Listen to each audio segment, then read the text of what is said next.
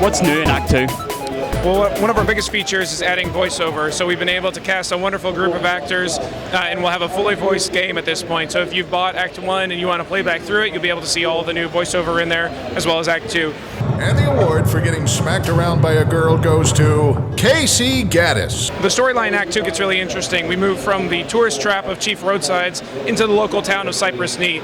At the end, we've discovered many subplots that involve local, city council folks. You're trying to get some more answers to your questions, and so you're diving in, exploring through their Founders Day parade, where they have the local elections going on, and really getting the scoop on what's happening in this small town.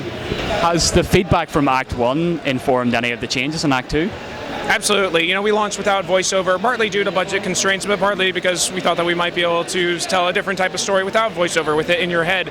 Recognizing that a large percentage of the audience just really missed the voiceover component. They still enjoyed the story, but there's a certain level of emotional connection that comes with voiceover. So, we were big enough to say, yeah, that would be interesting. We found the money, we found the time, we made it happen. And it really does open up a whole new level of interpretation for where these characters' moods are as you play. Hope I didn't leave a mark, Casey.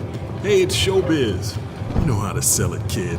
Places, curtains up soon. Did adding voiceover present any new challenges? Absolutely. Just from the technical preparation perspective, so we normally work inside of a tool called Chatmapper, but translating that into scripts for voice actors, we have, just in Acts 1 and 2 alone, I believe 6,500 lines of dialogue between maybe 25 different voices. It was a challenge, and also fun to see how can we enhance the dialogue to really work with the spoken word versus just what you read as well. How have you avoided sort of the sophomore slump in Act 2?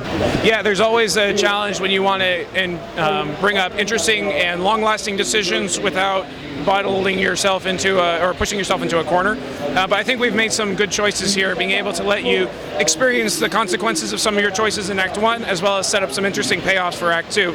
Of course, within Act 2, it's very much about the world's being stripped away from our characters. They're encountering new challenges. They thought they knew what was going on by the end of Act 1. They're realizing that this story is much deeper than they ever expected.